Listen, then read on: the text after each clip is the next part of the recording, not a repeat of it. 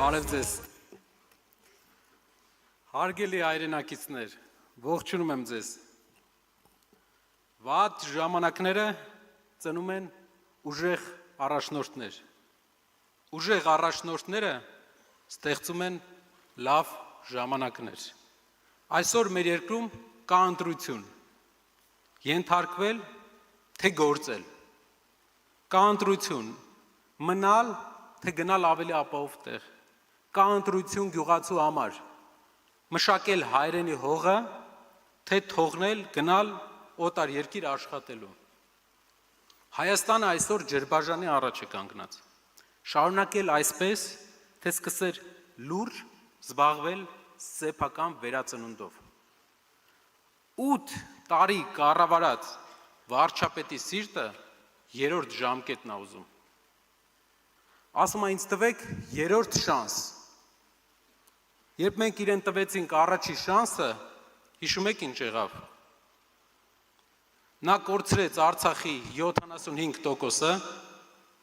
կազմաքանդեց եւ թուլացրեց բանակը եւ զավթեց դատարանները։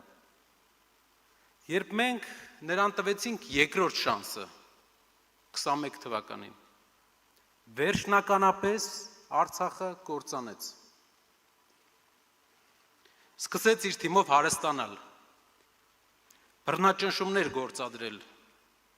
սարքեց մի քանի դպրոց ու օրը 300 անգամ թմկարեց դրա մասին։ Ամեն մեկիս ընտանիքի վրա վերցրեց $10,000 վարկ, պետական վարկ։ Գյուղատնտեսությունը անկման տանելով, մարդու իրավունքները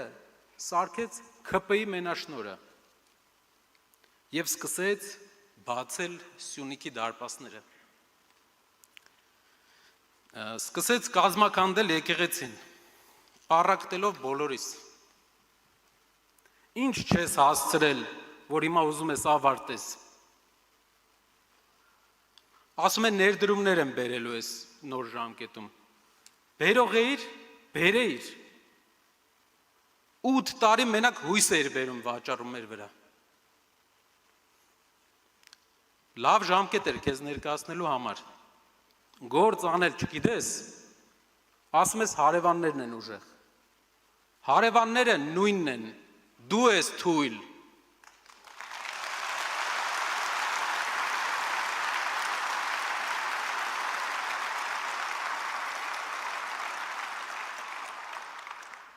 Եկել է երրորդ ժամկետ է ուզում։ Հարգելի հայրենակիցներ, ամեն անգամ, երբ մեկին մենք հույսով իշխանության ենք բերում, մարդիկ երազում են, որ լավ հույսեր են կապում իրենց երկրի համար։ Երազում են, որ այդ մարդը կփոխի իրենց կյանքը։ Բայց թարսի նման, ով գալիս է, երկրորդ ժամկետից հետո երրորդն է ուզում։ Մեր ժողովուրդը ձեր գերին չի, հասկացանք մեկ անգամ, երկու անգամ, հենց նստում եք այդ աթոռին, ամեն ինչ մոռանում եք։ Գիտեք ինչն է խնդիրը, որ չեն պոկվում աթոռից, ուզում են երրորդ անգամ էլ շանս տանք իրենց։ Սովը, հարգելի հայրենակիցներ, այս մարդիկ սոված են, դրա համար չեն հագենում, երրորդ ժամկետն են ուզում։ Ժամանակն է, որ մեր երկիրը ունենա ուժեղ առաջնորդ, կուշտ առաջնորդ, լուրջ առաջնորդ։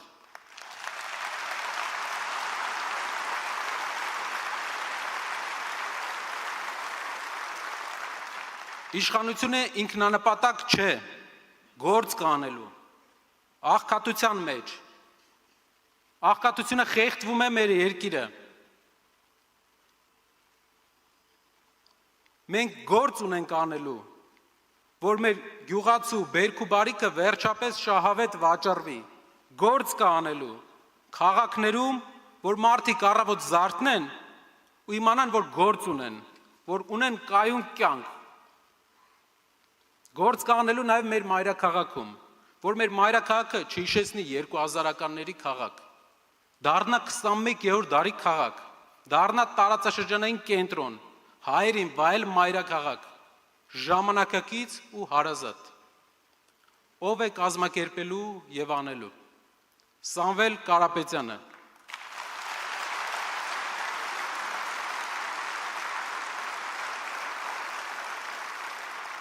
Ով է մասնակցելու։ Բոլորս։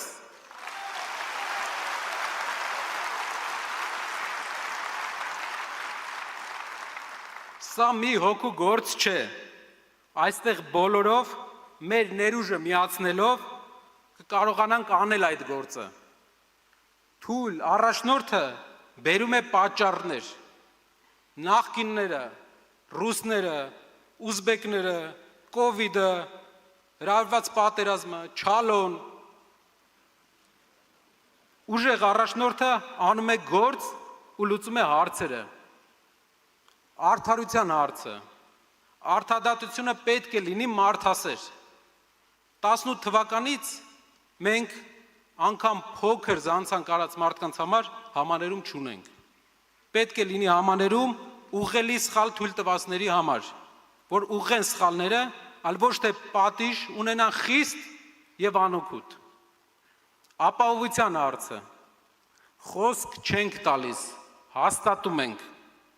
Հայաստանի Հանրապետության տարածքի բռնազավթված մասը խաղաղ վերադարձվելու է մեզ։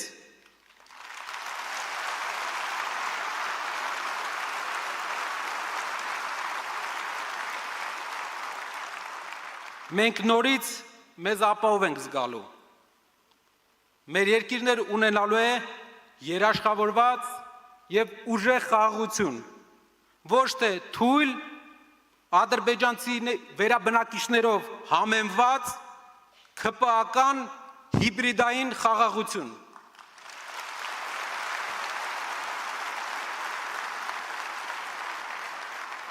Դուք շատ լավ գիտեք, երբ Կարապետյանն ինչ-որ բան ասում է, նա անպայման անում է դա, ինչ գնով էլ լինի։ Եկեղեցու օրինակը եւ հարյուրավոր օրինակներ մեզ ապացույց։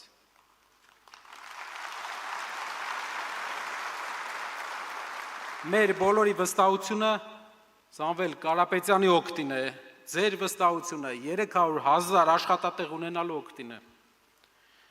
Ես դիմում եմ ձեզ յուրաքանչյուրիդ։ Գնացեք, խոսեք, հնարավոր շատ մարդկանց հետ, մարդիկ հույսի կարիք ունեն։ Ասեք նրանց, որ մենք ոչ թե խոստումներ ենք տալիս, մենք ապահովում ենք արդյունքներ։ Ասեք նրանց, որ ավելի լավ են ապրելու, ասեք նրանց, որ կունենան լավ աշխատանք եւ արժանապատիվ ապագա։ Եվ սա իրագործելու համար այս ուժեղ ժողովուրդը, որին հայ են դեռ կոչում, ստեղծում է իր ապագայի նոր նավը։